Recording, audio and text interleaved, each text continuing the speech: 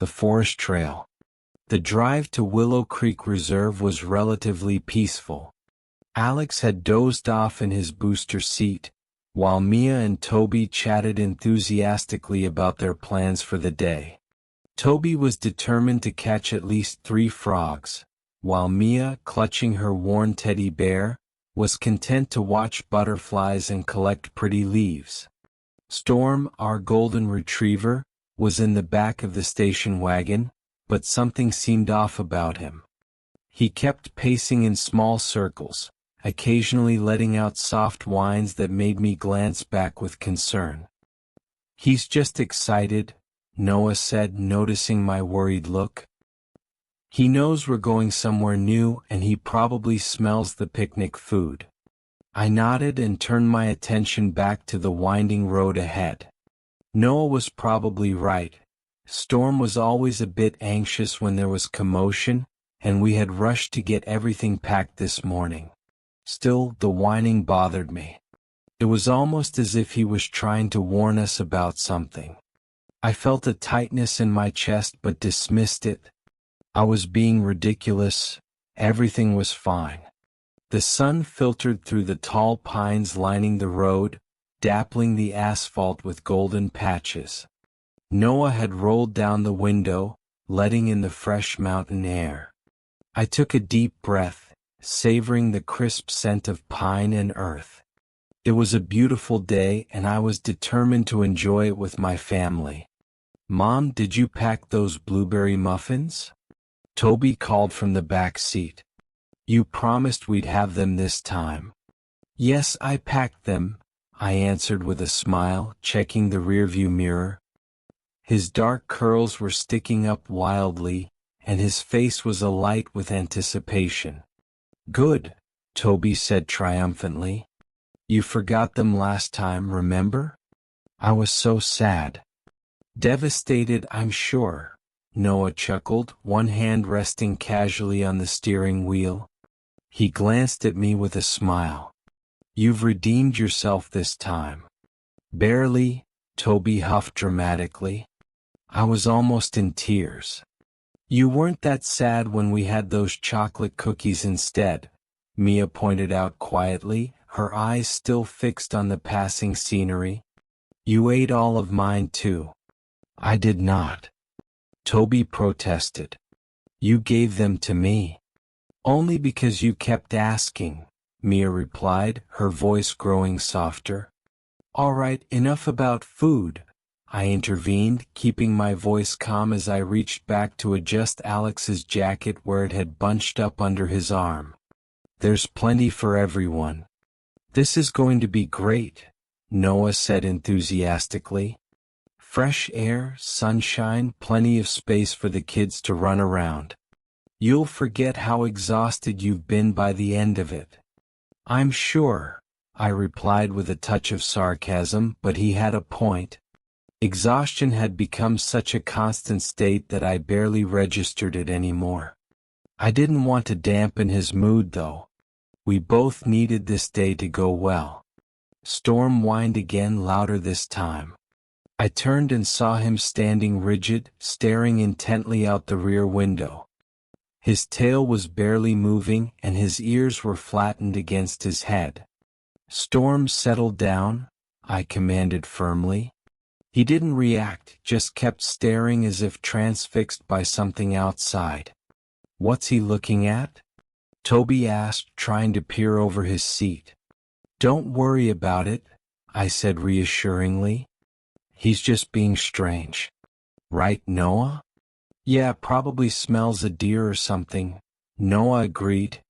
"You know how he gets around wildlife." Maybe, but this felt different somehow. It wasn't his usual excitement at catching a scent. It was something else entirely. "Stop it," I scolded myself. "You're just being paranoid." We rounded a bend, and Storm growled softly as we pulled into the Willow Creek parking area. I noticed it was more crowded than I'd expected. Cars filled most of the spaces and people were standing around in small groups talking in hushed tones. Their faces seemed oddly pale and expressionless, as if washed out by the morning light. The atmosphere felt wrong somehow, though I couldn't quite explain why. The sound of our children's laughter from the back seat seemed strangely disconnected from the subdued scene outside our car. "Looks like a lot of people had the same idea," Noah remarked, scanning for an empty spot. "Must be because of the great weather." "I suppose," I replied, trying to ignore the unsettling feeling creeping up my spine. But something didn't feel right. It was too quiet, too still. There were no children running around, no normal weekend chatter, just people standing in clusters, speaking in low voices as if sharing secrets. Noah found a parking space and pulled in. Storm whined more urgently now, clearly impatient to get out. He was pawing at the window before Noah had even turned off the engine. "Hold on, buddy," Noah said with a laugh, though I could tell he was slightly annoyed. "We're getting there." I turned to look at Storm again. He was wagging his tail, but there was something off about it. He didn't look excited or happy. He looked almost desperate. His eyes were alert and watchful, scanning the area outside as if looking for danger. "Storm," I said sharply. I rarely raised my voice, and when I did, it usually got his immediate attention. But now he didn't even acknowledge me. He just kept looking out the window, his head swiveling from side to side as he sniffed the air frantically. "Maybe he's just excited about all the new smells," Noah suggested as he opened his door. "Or he's eager to find out what's in our picnic basket." He stepped out and closed the door behind him. I glanced at Alex, who had stirred at the sound but quickly settled back into sleep, his small face peaceful. I wished I could share his tranquility. "I think I preferred it when this place was less popular," I muttered as I unbuckled my seatbelt. I opened my door as Toby was already scrambling out of his. Mia moved more slowly, carefully unbuckling her seatbelt and gathering her teddy bear into her arms. She peered out the window at the people gathered near the trailhead. They were standing in a tight circle, all looking down at something on the ground. "Are we going to hike right away?" Toby asked eagerly as Noah opened the back for Storm. Noah barely had time to grab the leash before Storm bounded out, nearly pulling him off balance. The dog whined and strained against the restraint, trying to drag us forward. "Whoa, easy there, boy." Noah laughed, planting his feet firmly on the gravel to stop him. "Someone's a little cabin crazy." "Storm, sit," I commanded, my voice cracking slightly. He paused for a moment as if he'd heard me, then continued pulling even harder. Like I said, Noah grinned. "Cabin fever?" I lifted Alex, who was beginning to wake up and fuss, and carefully extracted him from his car seat. Mia hurried to my side and grabbed my hand tightly. Toby was already several steps ahead, surveying the area with the intensity of an explorer in uncharted territory. "Is there something scary here, Mom?" Mia asked quietly, bringing me to a halt. "No, honey," I assured her, trying to sound confident. "It's just busier than I expected. Nothing to be afraid of. We just need to stay together." Storm whined again, the sound almost accusatory. "Your mom's just a professional worrier," Noah teased, ruffling Mia's hair.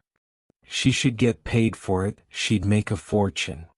I shot him a look, but he didn't seem to notice. He was already digging through the backpack slung over his shoulder. Toby had stopped a short distance away waiting for us. "Can we go on the main trail?" Mia asked, tugging gently on my hand. "Actually," Toby interrupted, "can we try that one?" He pointed to a narrow path that veered away from the main trail, disappearing into dense woodland. Mia stopped walking and looked at him with sudden seriousness. "No," she said firmly. Why not? Toby asked, clearly annoyed. We don't go that way, Mia replied with surprising authority. It's not our trail. Exactly why we should try it, Toby argued. He started walking toward the path despite my protests. Toby, wait. I called after him. Mia took the opportunity to speak up again. I don't like it, she insisted. It's too dark. Let's go the usual way. I was about to agree with her, but then I looked at the unfamiliar path. It did seem darker, as if the shadows were somehow denser there. Storm was sniffing the air, his nose pointed in that direction. A low growl rumbled in his throat. It's just a walk, Noah said dismissively. Let them burn off some energy. Come on, it's good to try something new. Noah, I began, but Alex started to fuss more insistently, and I had to focus on calming him. We'll just go a little way, Noah continued, and if it's no good we'll turn back. Right, kids? Yeah. Toby exclaimed, already running down the path before I could protest further. Mia looked up at me, her expression fearful. Don't worry, I told her, though it wasn't really her who needed reassurance. We won't go far. I followed with Alex in my arms and Mia holding tightly to my hand.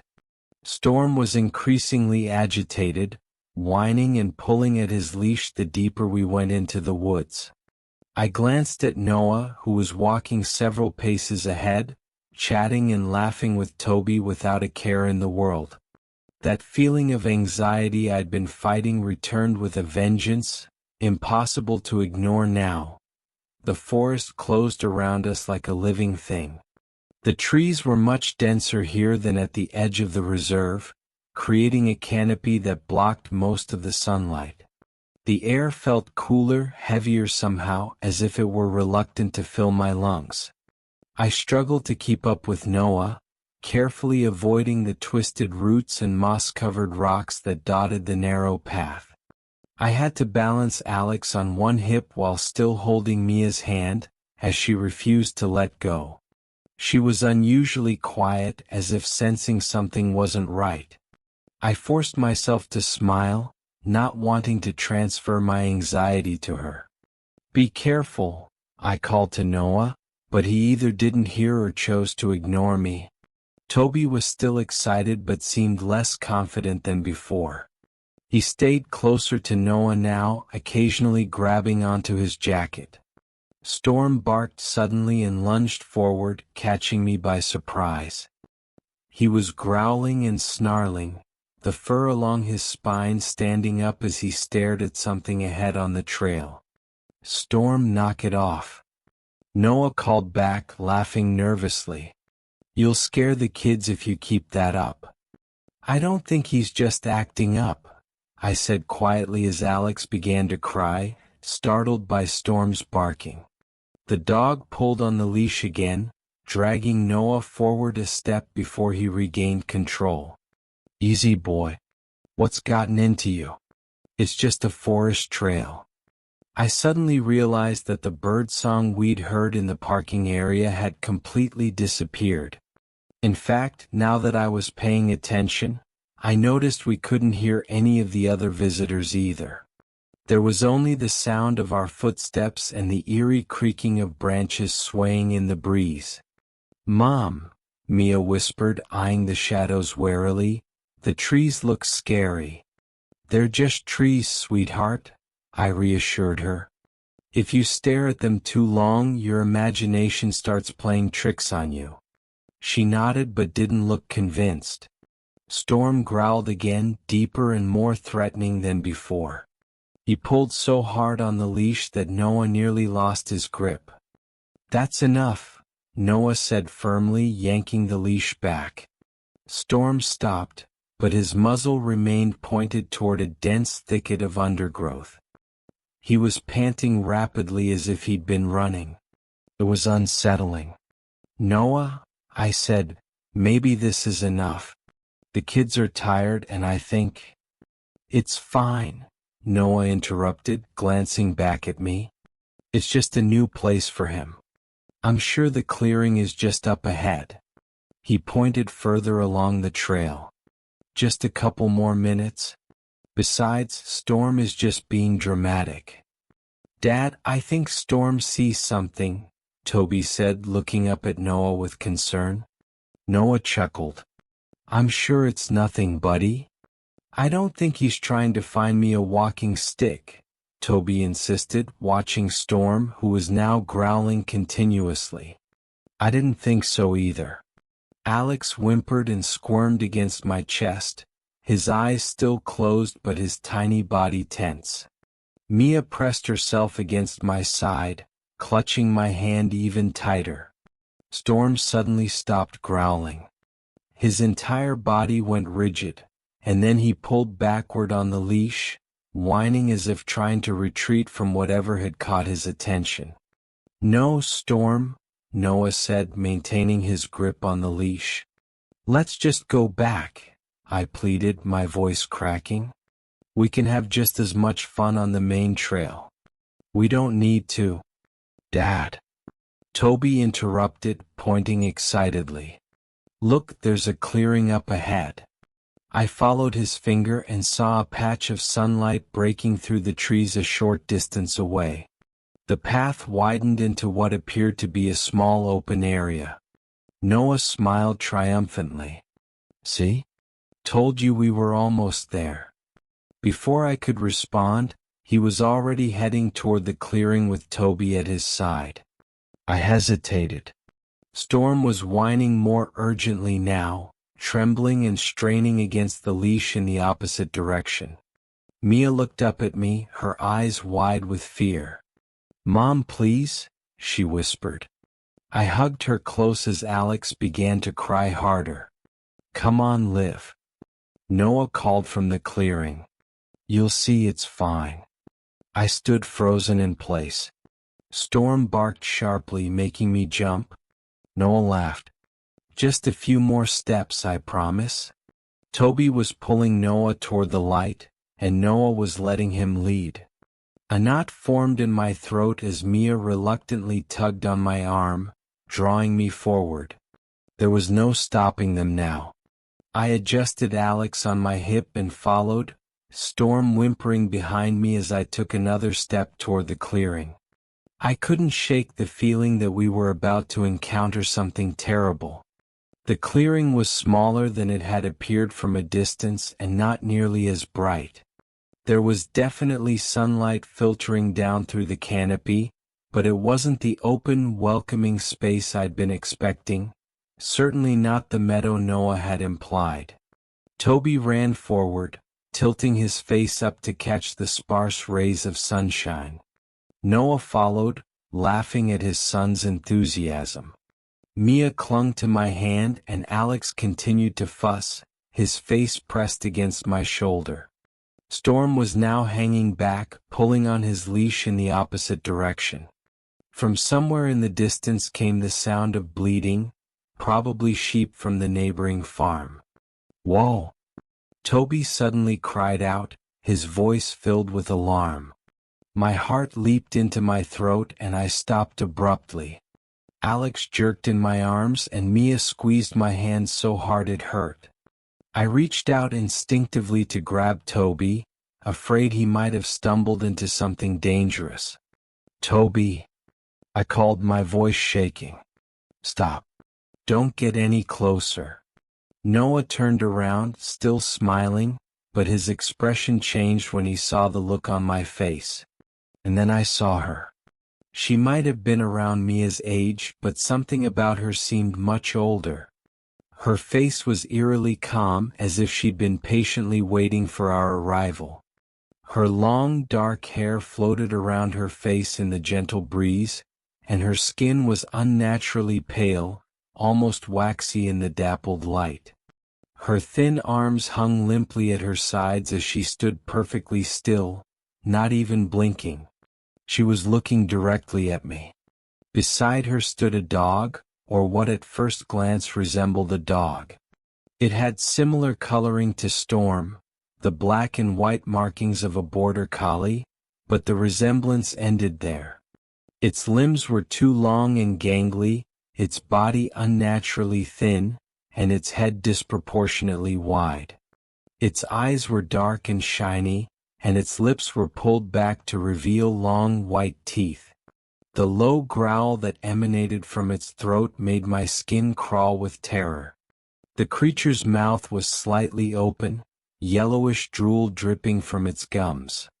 Storm barked suddenly behind me, planting his paws firmly in the dirt as he strained against his leash. Noah let out a startled cry as he struggled to maintain his grip. "Jesus," Noah muttered, pulling hard on the leash. He looked at me, confusion slowly giving way to concern. "What?" I couldn't look away from the girl. My voice was barely audible. Don't move." "What the hell?" Noah said, finally registering the girl's presence. "What's wrong with her?" "Dad," Toby asked, his voice trembling, "what's wrong with her?" The girl turned her head at the sound of Toby's voice, fixing him with her pitch-black eyes. Toby retreated, grabbing Noah's sleeve for protection. She's lost," Noah suggested after a moment, but there was uncertainty in his voice. "That's all. Probably can't find her parents or something. Poor kid. She doesn't." I didn't know how to finish. This girl wasn't right. There was something fundamentally wrong about her. "Liv, it's fine," Noah insisted, though he sounded far from convinced. "Kids get lost all the time. Let me just." "Don't," I hissed, squeezing Mia's hand until she whimpered in protest. Noah lowered his voice and let out a nervous laugh. "Liv, stop. She's just a kid. She's scared." I felt Mia press closer to me. She was breathing rapidly, almost hyperventilating. "She's not scared," Mia whispered ominously. The girl raised her hand and waved at us, her movements slow and jerky, like a poorly operated puppet. She smiled too, but the expression was all wrong. Her lips stretched too wide, revealing too many teeth. "Oh," Toby gasped behind Noah. "Oh no. Quiet," Noah whispered, pulling Toby closer. "Don't talk too loud. They might hear us." The dog-like creature growled. The girl's smile widened. "Noah, we need to go back," I said urgently. Mia's fingers dug into my palm and Alex whimpered against my neck. "We need to go back right now." Noah hesitated, but before he could respond, the creature turned its head toward the edge of the clearing. A sheep burst from the underbrush, bleating in panic. "Oh my God," I gasped as the thing leaped forward with impossible speed. It landed on the sheep and sank its teeth into the animal's neck. The sheep screamed, a sound I never knew sheep could make, as blood sprayed across the ground. The creature growled deeper and shook its prey violently until the sheep collapsed. Alex wailed in terror. I nearly fell to my knees as Mia let out a high-pitched scream that pierced my ears. "Get Storm back! Get back!" I shouted to Noah, my voice frantic and much too loud. Storm barked ferociously, pulling so hard against his leash that Noah almost lost his grip completely. "Toby, get back!" Noah shouted, reaching forward to pull our son away as the creature's growl intensified and more blood poured from its jaws. "Run!" Storm lunged forward, barking wildly, and I turned, clutching Mia tightly against me while Alex screamed in my other arm. "Go! Go!" Storm's barks had become almost manic, and I could hear Noah shouting at Toby to get back on the path. "Run back! Run!" I gathered Alex closer and started to run, but Mia remained frozen in place. She held my hand in a death grip but wouldn't move. It was as if she was rooted to the spot, her eyes wide with terror as she stared at something behind me. I didn't want to look, but I couldn't help myself.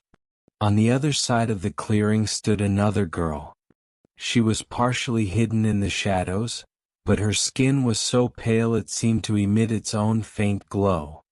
Her hair was dark, her eyes unnaturally wide, and her smile, that terrible smile, was just a little too broad, showing just a few too many teeth. I stared at her, feeling a chill run up my spine. There was something deeply unsettling about this second girl, and then I realized with horror what it was. I had seen her before. Not just in my nightmares, but at the lake 2 days earlier. And not only that, she bore an unsettling resemblance to my daughter. Mia stared at her in absolute terror and whispered, "Mom, she looks like me." My heart nearly stopped. The girl didn't exactly resemble Mia. Her hair was straight and black, not wavy and light brown like my daughter's, and her skin had that unnatural luminescence. But the similarity was unmistakable and terrifying. The air around the girl seemed to shimmer as she stood there, tilting her head and studying me with those enormous empty eyes. Her smile grew even wider, and I felt an overwhelming urge to flee, to grab my children and run as fast as I could. But I remained frozen in place. "Sally!" Toby screamed, running back to his sister and yanking her arm. Mia gasped as if she'd been underwater and had finally surfaced for air. Her legs gave way beneath her. "Mia, come on!" I shouted desperately, pulling at her arm. "Now!" Noah bellowed from behind us. I heard Storm's leash snap, and I turned to see him charging toward the creature in the clearing. He moved with such speed I feared he would break his neck. Noah lunged after him. "Storm, no!" Noah shouted, racing to catch him. He managed to grab the leash just in time and seized Storm's collar with both hands, dragging him backward. "Run!" he yelled at us. "Go back to the car. Liv, take the kids." The spell broke. I scooped Mia up with one arm and held Alex with the other, nearly toppling from their combined weight but somehow keeping my balance. Toby sprinted ahead of us as we hurried back to the trail. Noah followed, pulling the still growling Storm behind him. The girl moved, just a small step, just a slight tilt of her head, but it was enough to make my blood run cold. Her smile stretched even further, and I felt my lungs seize as she raised one hand. Another dog emerged from the shadows. This one massive, with a matted coat and glowing red embers where eyes should have been. It bared its teeth and took a step toward us, growling deep in its throat. The girl didn't react, she just stood motionless, her arm extended, staring at us with those empty eyes. The monstrous dog's burning gaze fixed on me and I couldn't breathe. It growled again, silently this time, then melted back into the shadows. "Liv!" Noah shouted. "Don't stop." We rounded a bend in the trail and I could see the parking lot through the trees. Storm's barking began to subside, but he was still trembling violently, clearly terrified. I could see our car just ahead. "We're almost there," Noah yelled. "Come on." Toby reached the car first and yanked the door open, Noah right behind him with the keys. Storm jumped inside and curled into a tight ball on the seat. I practically threw the children into the car and climbed in after them, barely registering that we had returned to bright sunlight. My hands were shaking uncontrollably and Mia clung to me, refusing to let go. Mom, I don't want to let go," she sobbed. "It's okay," I said, quickly securing Alex in his seat. "It's okay, love. Just get in the car." Noah started the engine the moment he was inside. We peeled out of the parking lot and onto the main road, leaving Willow Creek Reserve far behind us, but I couldn't feel safe. Not yet. What was that? Noah finally asked, his voice unsteady. Noah, that wasn't a lost child, I said, fighting to keep my voice level. That wasn't. I know, he interrupted. I know. He didn't say anything else and neither did I. We drove in silence, but I couldn't stop thinking about that little girl, and about what Mia had said. She looks like me. The drive home was eerily quiet. We didn't play music or talk. Toby sat in the back, pressed against the door, looking pale and drawn. Mia clutched her teddy bear, staring blankly out the window. Storm lay on the floor of the passenger seat, motionless except for his ears perking up whenever we hit a bump in the road. Noah remained silent, his attention fixed on driving, while I sat beside him, equally mute. It wasn't until we arrived home and got out of the car that conversation resumed. All right, let's get inside, Noah said, breaking the silence. Toby, take Storm's leash. I'll unlock the door. I followed Noah up the porch steps with the children right behind me. Storm stayed close to my legs, his tail wagging slightly. I was relieved to see he seemed calmer now. Noah unlocked the door and we all hurried inside. The house felt warm and secure, like stepping into a protective bubble, though the tension from our experience lingered in the air. I removed my jacket and hung it on the hook, and the children did the same. Toby glanced back at the woods visible from our front window before I gently ushered him inside. Come on, let's have some lunch, I said, trying to sound normal. We sat at the dining table while I served sandwiches from our untouched picnic basket. The children ate quietly, and Storm lay down next to Toby, resting his head on his paws. Noah and I exchanged uncertain glances, neither knowing how to address what had happened. Finally, Noah cleared his throat. I'm telling you, Storm nearly pulled my arm out of its socket back there, he said, attempting to lighten the mood. 1 minute he's fine, the next he's charging into the woods like a maniac. He forced a laugh, but his eyes betrayed his unease. Toby managed a small smile. You were like, whoa Storm, slow down, and you almost fell over. It was kind of funny, Dad. Noah chuckled, though it lacked his usual warmth. He reached over and ruffled Toby's hair. Yeah, well, I didn't see you coming to help me. Toby hesitated, then held up his sandwich and waved it like a magic wand. I was protecting you from that other dog just in case it came back. My stomach twisted, but I managed a weak laugh, hoping to ease the tension. The children needed normalcy, we all did. Don't let your father's clumsiness rub off on you, I said softly. We don't need two of you tripping over everything. Toby smiled, but it didn't reach his eyes. He took a careful bite of his sandwich with the same deliberate movements he always used when anxious. Mia sat quietly, her food untouched, her hands fidgeting in her lap. Mia, I asked gently, are you all right? She nodded without looking up. I'm just not hungry right now. Noah tried again. Are you sure? If you don't want your... Noah, I interrupted, and he fell silent. Alex was the only one unaffected by the awkward atmosphere, happily smashing pieces of bread between his fingers. Storm lay beneath the table, eyes wide and watchful, as if still expecting danger. I tried to banish the images of the girl and the creature from my mind, but they persisted, haunting me. The rest of the meal passed in strained silence, with Toby occasionally attempting jokes that fell flat. Mia remained withdrawn and barely touched her food. After lunch, Noah hummed tunelessly as he cleared the table, but I noticed him watching me with concern.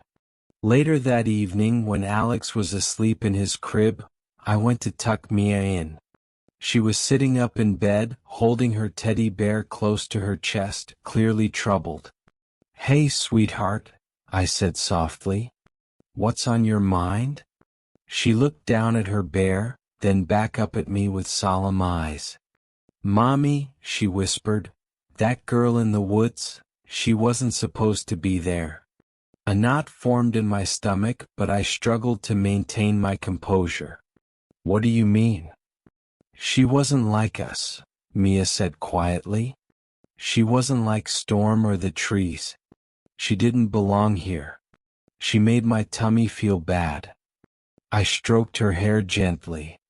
"It's all over now," I assured her. "You're safe here. Nothing can hurt you." Mia nodded, but her expression remained troubled. As I tucked her in, she whispered, "But Mommy," she smiled at us because she liked that we were scared. I shivered involuntarily but kissed her forehead and said, "Get some rest, love. It's all over now." I turned off the light and left her room. Noah was already asleep when I slipped into bed, but I couldn't drift off. I kept hearing phantom bleating in the distance, and I couldn't shake the feeling that there were more of those things out there, waiting. Storm circled at the foot of the bed before settling down with a sigh. I reached out to pet him, grateful for his presence, but still unable to dispel the nagging sensation that something was lurking in the shadows, watching us. I stared at the ceiling for hours, listening to every creak in the old house, every rustle of branches against the windows, wondering what other horrors might be hiding in the darkness beyond our walls.